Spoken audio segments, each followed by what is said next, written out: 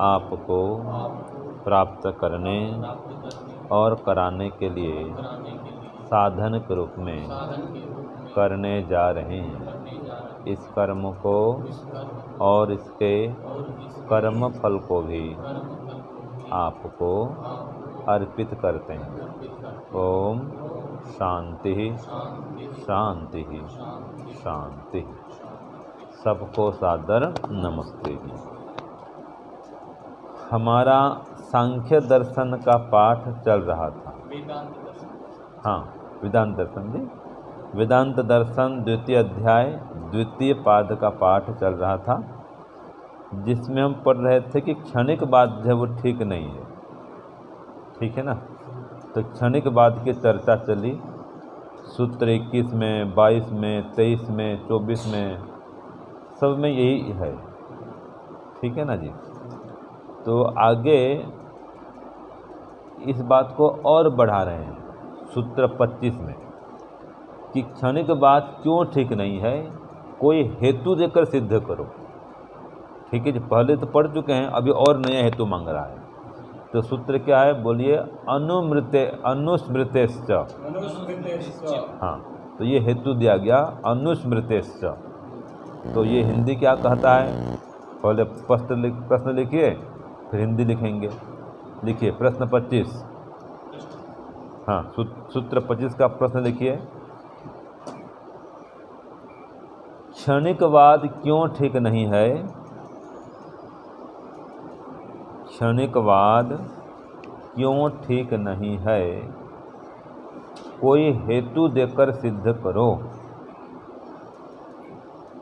क्षणिकवाद क्यों ठीक नहीं है, कोई हेतु देकर सिद्ध करो। ठीक है जी। अब इसका उत्तर लिखिए। अनुस्मृत्य सूत्र हो गया। अब इसका सूत्रार्थ लिखिए 25।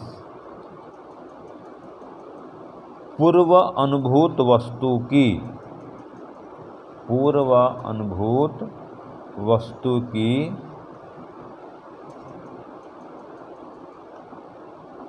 प्रत्यभिज्ञा या पहचान, प्रत्यभिज्ञा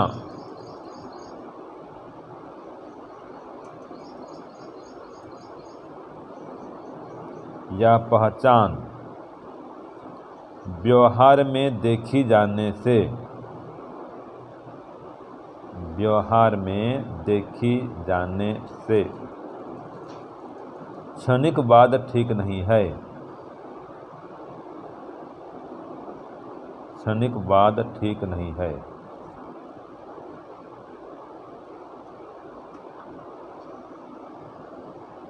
देखो आगे लिखिए, इसमें लिखिए ब्रैकेट में, प्रत्यभिज्ञा बराबर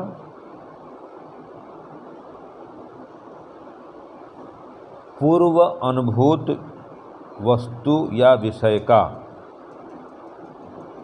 पूर्व अनुभूत वस्तु या विषय का बाद में माने पश्चात स्मरण करना या उसकी स्मृति करना, उस वस्तु की स्मृति करना। यहाँ पर दिया अनुस्मृतेश्च, माने पश्चात उसकी स्मृति आना। ठीक है। जिसका आपने पहले अनुभव किया है उस वस्तु का बाद में क्या होना? स्मरण आना, उसकी स्मृति आना, जिसको यहाँ पर प्रत्यभिज्ञा कहा गया है। और सूत्र में उसको अनुस्मृति कहा है। सूत्र में क्या कहा? अनुस्मृति। अनु माने पश्चात, स्मृति। जैसे हाँ जी, आप अपने माता पिता से लगातार लंबे काल तक घर में रहे, उनके साथ में माता पिता से संबंध बना रहा। अब जो स्मृति आ रही है ये उनकी अनुस्मृति है। ये क्या है? अनुस्मृति। एक बार जिसने आपने मिल लिया, जिसको देख लिया, तो उसकी स्मृति आ रही है, उसको बोलते हैं अनुस्मृति। इसको यहाँ पर कहा है प्रत्यभिज्ञा, इसको कहा गया है पहचान। तो ये पहचान के सिद्ध होने से क्षणिकवाद ठीक नहीं है।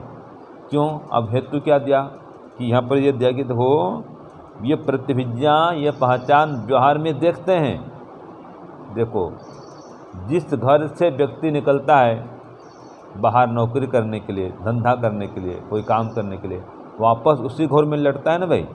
क्यों? उसकी प्रतिभिज्ञा है कि मैं इस घर से निकला हूँ। तो निकलने वाले व्यक्ति वही है, लौटता भी वही व्यक्ति है, उसकी प्रतिभिज्ञा है। और क्षणिक बाद में क्या होगा? जो व्यक्ति निकला वो तो मर गया एक क्षण में ही।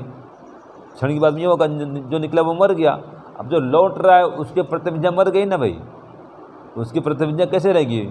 वो कैसे पहचानेगा? वो तो उस घर से निकला नहीं था, वो तो कोई नया व्यक्ति आ रहा है। ये शरीर में क्षण क्षण में मान लीजिए आत्मा नष्ट उत्पन्न हो रहा है, नष्ट हो रहा है। तो जो आत्मा तो उत्पन्न हुआ वो तो मर गया था। अब नए नए बार बार आत्माएं बदल रही हैं। अब जो लौट रहा है वो आत्मा कहाँ जाएगा? क्या पता उसको मैं कहाँ से आया था। समझ में आ रहा है ना? तो जो हम इसलिए लौटते हैं कि हम एक ही आत्मा, स्थिर आत्मा है, जहाँ से निकले वहीं लौटते हैं। ये हमारी प्रतिविज्ञा काम करती है, अनुस्मृति। यह क्या है? अनुस्मृति। वहाँ से निकले हैं तो पता है, ठीक है। पहचान, माता पिता पहचान मिले हैं, ये अनुस्मृति काम करती है। जिसे कभी नहीं मिले वहाँ पर कोई स्मृति काम करेगी? कोई मिले नहीं है तो कोई अनुस्मृति स्मृति कोई काम नहीं करेगी वहाँ पर, मिले नहीं है। अनुस्मृति माने उसको बार बार इसको याद करते रहना, चिंतन करते, दोहराते रहना। आप बार बार याद करते हैं माता पिता को, पुनः पुनः स्मृति आ रही है, ये अनुस्मृति है। एक स्मृति के फिर स्मृति के, हर दिन स्मृति आ रही है माता पिता की, ये क्या है? अनुस्मृति हैं। स्मृति तो याद आ गया, स्मृति याद कर लिए, स्मृति कोई टकरा गया याद कर लिया, हो गया। अब बार बार याद आ रही है तो यह अनुस्मृति हो रही है। घर की आती है बार बार याद नहीं आती? घर की आती है याद ना भाई? हाँ आती है। हाँ जी, हाँ हाँ, दुख दिखाई देता है तो क्या है? दुख रूप में याद आ रहा है, याद तो आ रहा है। वही नियम है, जिससे सुख मिलता है वो याद आता है, या दुख मिलता है वो याद आता है। दुख मिले या सुख, जहाँ सुख मिल रहा है वो भी याद आएगा, और जहाँ दुख दिख रहा है, दुख मिल रहा है, दुख मिल रहा है, वो भी याद आएगा। ठीक है जी। तो ये है सूत्र 25, समझ में आ गया? हाँ। सूत्र 26 देखो, न असतो अदृष्टत्वात्। अब इसका लिखिए प्रश्न, सूत्र 26 का प्रश्न लिखिए। असत से सत की उत्पत्ति क्यों नहीं होती?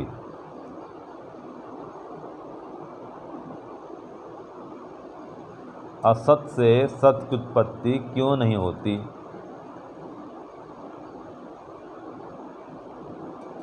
तो उत्तर दिया, न असतो अदृष्टत्वात्। असत से सत की उत्पत्ति नहीं होती। उत्तर लिखो, उत्तर 26, सूत्रार्थ 26। असत से सत की उत्पत्ति नहीं होती। हैं? क्या जी? सूत्रार्थ दिखा रहा हूँ ना। असत से सत की उत्पत्ति नहीं होती क्योंकि, जो प्रश्न है वही तो उत्तर बनेगा। प्रश्न क्या था? असत से सत की उत्पत्ति नहीं होती क्यों? तो उत्तर लिखो, असत से सत की उत्पत्ति नहीं होती क्योंकि संसार में कहीं भी ऐसा नहीं देखा जाने से। अदृष्टत्वात् का सूत्र में ना, अदृष्टत्वात्, तो कहीं भी ऐसा नहीं देखा जाने से। और ब्रैकेट में कर दो, हमेशा सत से ही उत्पत्ति देखी जाने से। ब्रैकेट में कर दो, जहाँ भी देखते हैं सत से तो उत्पन्न होता है कोई पदार्थ। रोटी बनाता है पाचक आटे से बनाता है, तो सत से रोटी की उत्पत्ति हो रही है, सत है। वस्त्र बनता है धागे से, तो धागा क्या है? सत है, सत्तात्मक पदार्थ है। मकान बना है गिट्टी से, सीमेंट से, लोहा से, छड़ से, रेती से, बालू से, ये सारे सत्तात्मक पदार्थ हैं। जो सत से पदार्थ की उत्पत्ति देखी जाती है।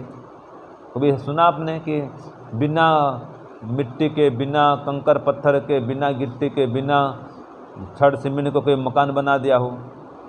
कोई ऐसा होता है क्या? मकान बनेगा तो साधन चाहिए उसके लिए, है ना।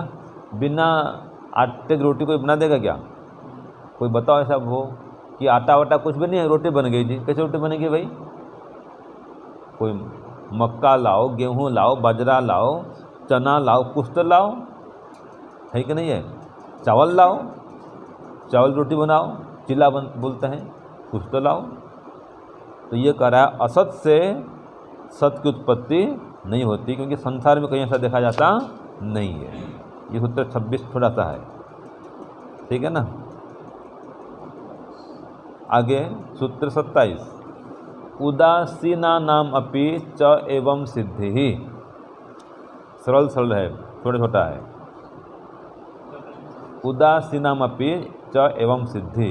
लिखिए प्रश्न, बिना प्रयत्न करने वालों को भी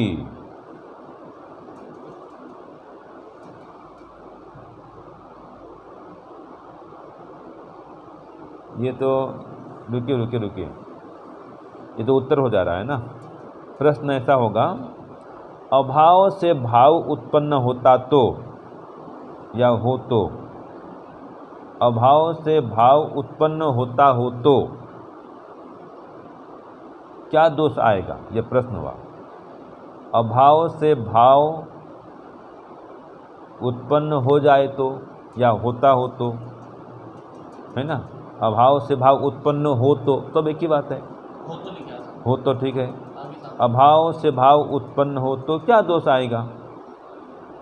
क्या दोष आएगा? तो उत्तर लिखो।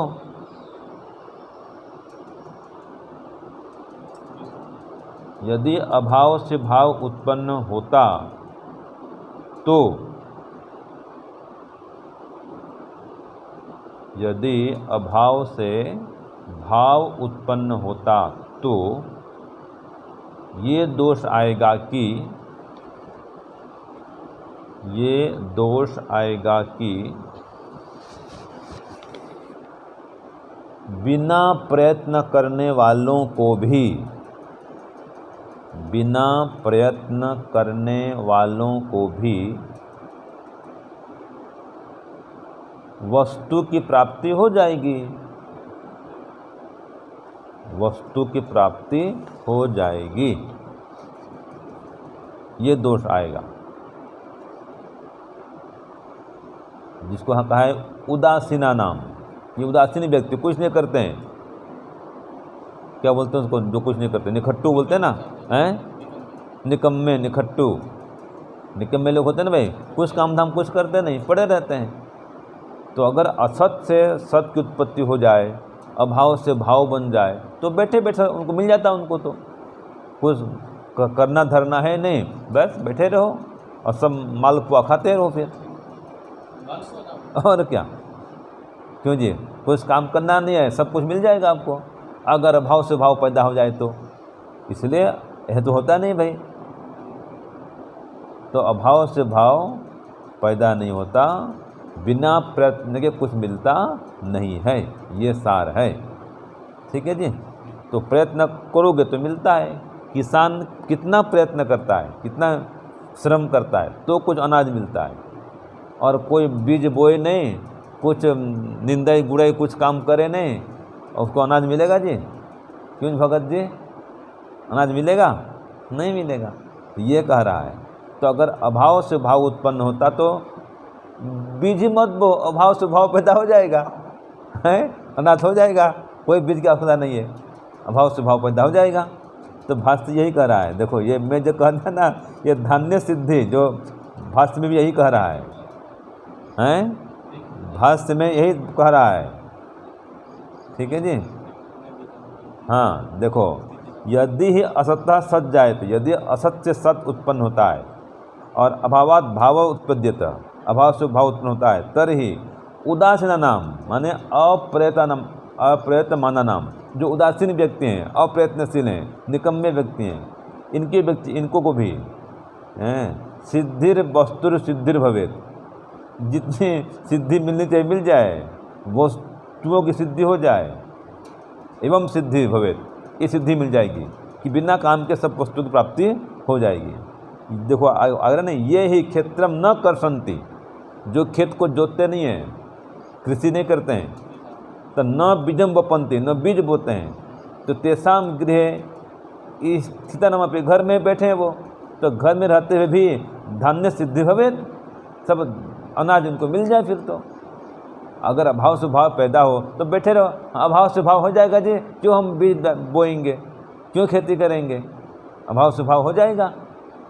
तो ऐसा हो जाना चाहिए। तो एवं ऐसे ही कुंभकारणमपि, कुंभकार माने कुम्हार, घटादि सिद्धि, बिना घड़ा बनाए घड़ा मिल जाए उनको। और ऐसे ही तंतु वायानमपि, वस्त्र सिद्धि, जो तंतु वाय हैं, जुलाहा, बुनकर बोलते, बुनकर बोलते ना, जुलाहा बुनकर, वो तंतु वाय बोलते हैं संस्कृत में। तंतु माने धागा, तंतु वाय माने जो धागे से वस्त्र बनाता है, ठीक है ना जी। तो तंतु वाय, जुलाहा को, तंतु बुनने वालों को, बुनकर को वस्त्र सिद्धि हो जाए, वस्त्र मिल जाए। कोई धागा लाओ नहीं, कुछ कपड़ा मत बुनो, बस कपड़ा मिल जाएगा सही।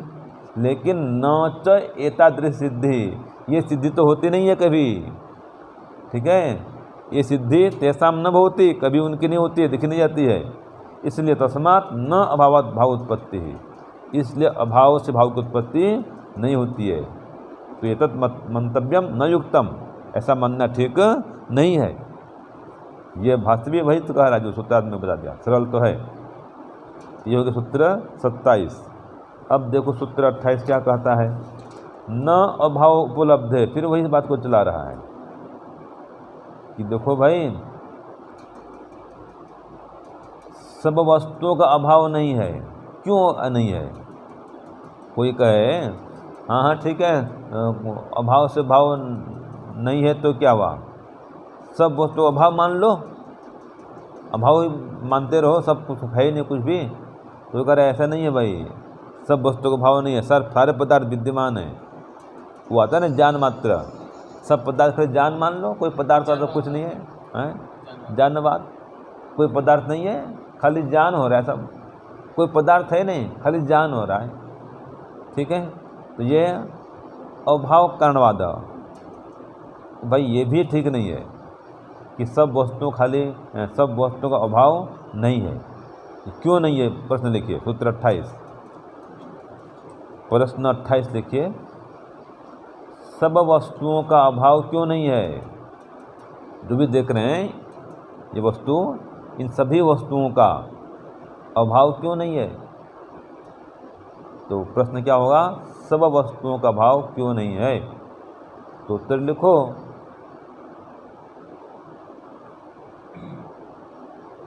न अभाव, अभाव नहीं है। क्यों? उपलब्ध है, यह कहा, उपलब्ध होने से। तो लिखो, प्रत्यक्ष आदि प्रमाणों से,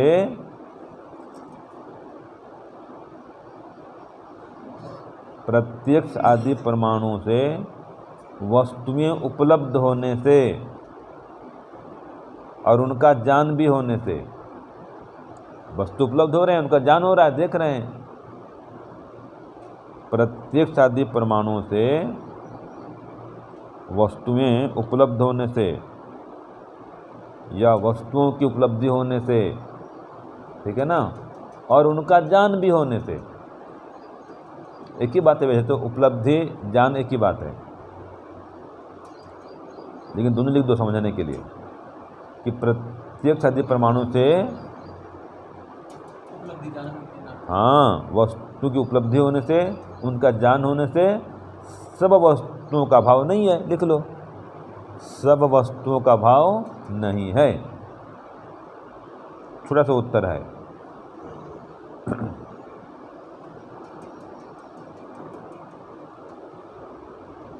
भाष्य भी देखो यही कह रहा है कि अभाव मात्रम एव सर्वम इति न, कि सब कुछ अभाव मात्र है, ऐसा नहीं है भाई। कुतः, क्यों नहीं है? क्योंकि भावत्वेन उपलब्धि कारणात्, भाव रूप से, सत्ता रूप में सबकी उपलब्धि होने से, सबका ज्ञान होने से, सब मिल रहे हैं, देख रहे हैं सबको, ठीक है। खाली इमली इमली कहो और खट्टा लग जाए, ऐसा नहीं है। वास्तव में इमली खाते हैं तो खट्टा लगता है। कोई कहे देखो जी इमली इमली खाते रहो, मुंह तो खट्टा आ जाता है, ऐसा होगा ना? होता तो है क्या? हैं, इमली इमली इमली इमली को मुँह में खट्टा बना जाएगा। अभी देखो इमली इमली को याद करो, इमली को, नींबू नींबू को मुँह में लारा जाएगा। तो ये तो आता है, ठीक बात है, लेकिन वास्तव में भी इमली खाते हैं तो भी खट्टा लगता है। और ये भी तब आता तो पहले खाया था, और पहले खाए थे इमली, देखें, इसलिए भी आ रहा है, वो आएगा अनुस्मृत्य, ये सूत्र लागू होगा।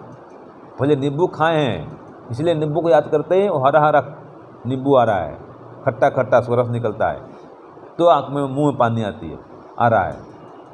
ठीक है, तो अभाव कैसे हुआ? वो तो मिलता है, उपलब्ध होता है। ये कहा है कि भाव रूप में पदार्थ उपलब्ध होता है। और कैसे? तो कहा देखो, प्रत्यक्ष आदि भी प्रमाण ही उपलभ्यते भाव, वो प्रत्यक्ष आदि परमाणु से वो भावात्मक पदार्थ उपलब्ध होता है। प्रत्यक्ष प्रमाण से भी, अनुमान से भी, साक्षात देखते हैं पदार्थ है तो उपलब्ध हो रहा है, तो प्रमाण ही उपलभ्यते प्रत्यक्ष आदि भी, ये प्रत्यक्ष आदि प्रमाण से वो पदार्थ उपलब्ध होता है। अब देखो ये कह रहा है, जब उपलब्धि सती सो अभाव तुम न शक्यते, जब उपलब्ध हो रहा है तो उसका अभाव तो नहीं कह सकते ना। जो पदार्थ उपलब्ध हो रहा है क्या उसका अभाव कह सकते हैं? नहीं कह सकते हैं। और यच्च विज्ञानम अंत उपतिष्ठते तदपि बाह्य भावात्मक पदार्थम अंतरण न संभवती। और जो विज्ञान रूप में जो मिल रहा है, ज्ञान रूप में जो उपस्थित हो रहा है, जो भी पदार्थ आपको ज्ञान रूप में मिल रहा है, जो देख रहे हैं, वो वास्तव में अंदर में भी है। वो बाह्य अंदर हर प्रकार से विद्यमान है, वो बाह्य रूप से भी और अंदर से भी वो पदार्थ है।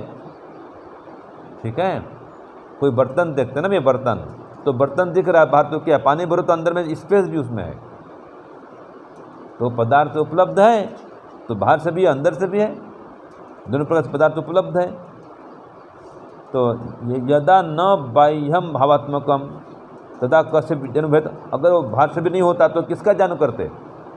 बाहर से कोई पदार्थ नहीं होता, उसका बाह्य ढांचा नहीं होता, तो किसका आप दर्शन करते जी? ये बोतल है, ये बाहर से विद्यमान है ना, अंदर पानी भरा हुआ है, लेकिन बाहर तो आवरण है, तो है तो दिख रहा है, ये नहीं तो कहाँ दिखता, ये दिखता ही नहीं। ठीक है, तो इस प्रकार से कोई पदार्थ विद्यमान है भाव रूप में तभी उसका ज्ञान होता है। किंतु तदा तो शून्यत्वम प्रचते नहीं विज्ञानम, अगर नहीं होता तो शून्य होता। अगर पदार्थ होता नहीं तो क्या होता है? सब शून्य हो जाता। जब शून्य होता तो ज्ञान भी नहीं होता, नहीं विज्ञानम, विज्ञान किसे करते? जो कोई पदार्थ नहीं है तो सब शून्य हो गया, जब शून्य हो गया तो फिर ज्ञान भी किसी का नहीं होता। ठीक है, इसलिए विज्ञाता ही आत्मा, जबकि ज्ञान करने वाला आत्मा है। दृष्टा अंतःकरणम विज्ञानम, और अंतःकरण को भी देखता जानता है, वो अंदर में मन भी है, उसका भी अनुभव करता है। तो दर्शन कारणम यदा बाह्यम दृश्यम न भवे तदा दर्शनम विज्ञानम न भवितुमर्हति। तो बाहर का कोई कारण नहीं है तो आप उसको देख नहीं सकते, माने बाह्य पदार्थ तो उपलब्ध न हो देखने को, तो देख नहीं पाओगे। तो मतलब सारी निकला जी, कोई पदार्थ जो है वो विद्यमान है तभी आप उसको देख सकते हैं। और दृष्टा भी चाहिए और अनुभव करने के लिए आत्मा भी चाहिए अंदर में, जो अनुभव करे। मन भी चाहिए, वो तब तो जानेगा कि क्या है पदार्थ है। बुद्धि भी चाहिए, निर्णय करेगा, हाँ ये पानी का, जैसे ये पानी का बोतल है, तो मन भी चाहिए, बुद्धि भी चाहिए, और बाह्य साधन भी चाहिए, ये सब चाहिए तो किसी पदार्थ की उपलब्धि होती है। और खाली पदार्थ जैसे हाँ पदार्थ नहीं हो कोई, तो खाली शून्य हो, तो क्या देखेंगे आप भाई? कुछ भी देख नहीं पाएंगे। तो खाली शून्य होने से कुछ दिखता नहीं है, पदार्थ होने पर ही दिखता है। तो सारे इसका ये निकला। तो आज हमने पढ़ा सूत्र 25, 26, 27 और 28। ठीक है, तो ये क्षणिक बात से आगे आ गए, विज्ञानवाद आ गए। पहले क्या था? क्षणिक बात था। ये क्या चल रहा है? विज्ञानवाद चल रहा है, कि सब कुछ खाली ज्ञान मात्र नहीं है, इसको तो विज्ञानवाद बोलते हैं। वास्तव में वस्तु की सत्ता है। ठीक है, हर पदार्थ विद्यमान है। हाँ, आगे अनित्य है, अलग बात है, सदा नहीं रहेगा, लेकिन अभी तो है, अभी तो स्थिर दिख रहे हैं, बाद में ख़त्म हो जाएगा, शरीर भी मिट जाएगा, संसार मिट जाएगा, लेकिन अभी तो है भाई। तो केवल ज्ञान मात्र संसार नहीं है, पदार्थ रूप में सब विद्यमान है। ठीक है ना। ये हो गया सूत्र 28। ओम शांति शांति शांति। सर्वेभ्यो नमः। सबको सादर नमस्ते। तो 2 का तो भाष्य